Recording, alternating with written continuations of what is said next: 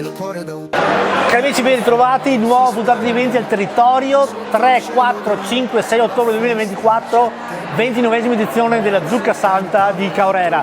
Ai nostri microfoni Silvia Zanella, buongiorno la a tutti. segretaria della Proloco. Ben ritrovata Silvia, è un piacere averti qui con tutta questa Buongiorno a meravigliosa gente dietro di noi. Raccontaci un attimino questa 29esima edizione.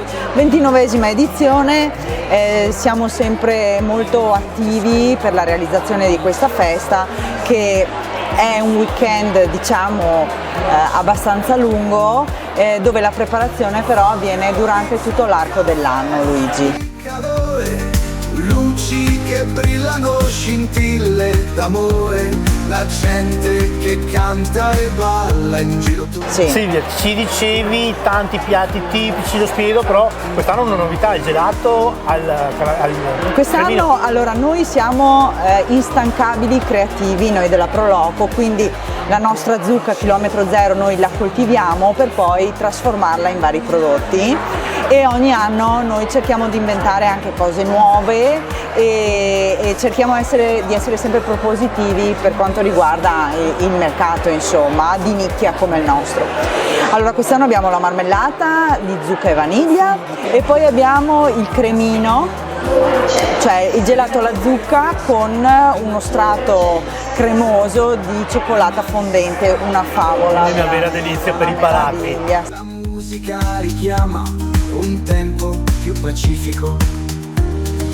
Sagra di Naturalmente tutta questa gente non potrebbe essere accontentata solo dal direttivo della Proloco. Un grazie a tutti i Un volontari. grazie a tutti i volontari, certo, che ci donano il bene loro più prezioso, Luigi, perché al giorno d'oggi non è che abbiamo proprio un gran tempo tutti quanti, e noi troviamo dei bravissimi volontari, storici peraltro, che ci dedicano il loro tempo per lavorare con noi, e significa giorni di lavoro dietro le quinte. A tutti i visitatori che ci amano e ci seguono da tanti anni, un grazie anche agli espositori, e noi cerchiamo in quanto Proloco di promuovere sempre quello che è il prodotto tipico locale, e quindi la piccola azienda agricola, piuttosto che l'artigiano che lavora magari diversi materiali, vetro piuttosto che legno, piuttosto che altre cose, tessuti e quant'altro, insomma, del territorio.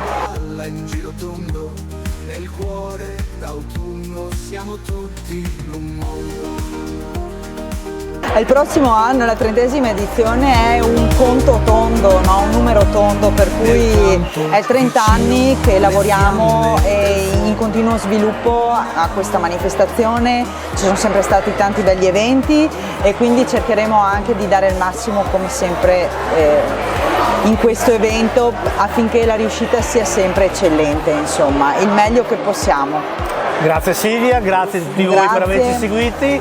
Vi ricordo qui a Caorera di Sette Ville, neocomune della provincia di Belluno. Venite a trovarci, venite a trovarli. Silvia e tutti i suoi aiutanti vi sapranno sicuramente consigliare un ottimo piatto a base di zucca, e naturalmente a seguito ci sarà anche un intrattenimento musicale che di sera in sera varia. Quindi vi aspettiamo qui a Caorera. Se non potete venire, il prossimo anno non mancate alla 30esima edizione. Silvia vi aspetta sicuramente con tutto il suo Ma staff. senz'altro, con tutti noi volontari vi ringrazio e vi saluto.